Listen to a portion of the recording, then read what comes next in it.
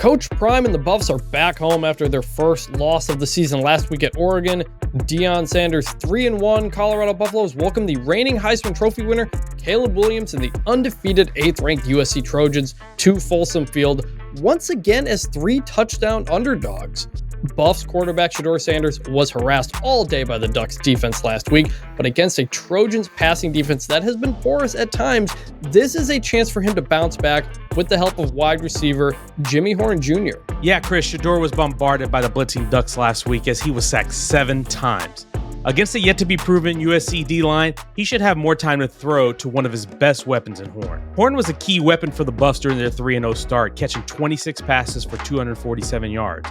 But like the rest of the Colorado offense, Oregon shut Horn down to just 1 catch for -4 yards. Getting him back involved against the Trojans will be important for Colorado's offense.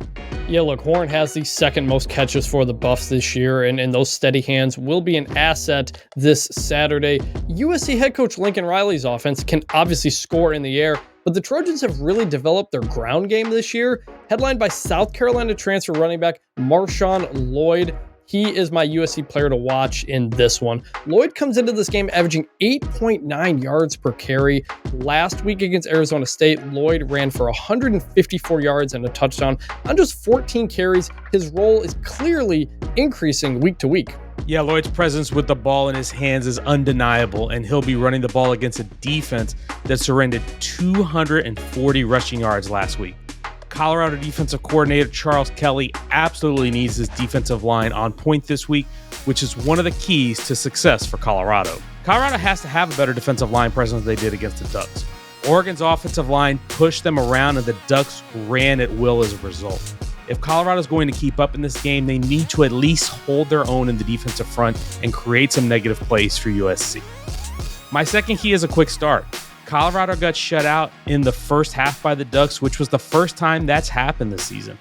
One reason the Buffs were able to win their first 3 games is that they got off to quick starts offensively and moved the football, gaining confidence that carried over as the game wore on. My last key is one we've harped on a lot lately: protect Shedeur Sanders. Those 7 sacks Colorado allowed last week is a continuation of a trend. Every week, Sanders is getting hit. He's having to run for his life. And at some point, you'd have to think that's going to catch up to Colorado. Yeah, I second that Colorado's defensive line being more of a presence in this game, Sam. And I feel the exact same way about USC's defense. That is my first key to the game for USC, starting right there. Get to the quarterback. You mentioned the 7 sacks Colorado allowed last week. The Buffs are 132nd in sacks allowed this season. That is the second worst in the country. USC's defense, for all its faults, is 3rd in the country in sacks. My second key for USC, don't turn the ball over. Colorado's 11 takeaways through 4 games are the second most in the country. The Trojans, meanwhile, have only turned the ball over twice in 4 games, 4th fewest in the country. And USC had the fewest turnovers in the country last year. This Colorado defense has struggled, but they do get takeaways. USC does not want to give away free possessions. And my last key is what I mentioned earlier: run the ball.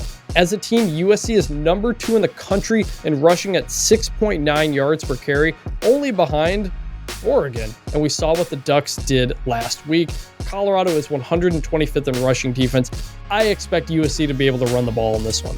Yeah, USC head coach Lincoln Riley and offensive coordinator Josh Henson surely looked at the Colorado tape from last week and are thinking about having a field day running the ball, which is why I'm picking USC to win this one. Chris, what's your prediction? Yeah, look, I think there's a real shot this game is closer than the Oregon game simply because it's in Boulder and because the USC defense does have a lot of question marks. I think Colorado does score points in this game, but I'm going with USC and covering the 21.5 points. Caleb Williams and company, I do not think are going to get stopped in this one. But we shall see. Colorado is once again one of the most intriguing games of the weekend. Can Deion Sanders and Colorado bounce back and keep all the attention that has been on them? If you enjoyed this video, consider leaving a like and subscribing.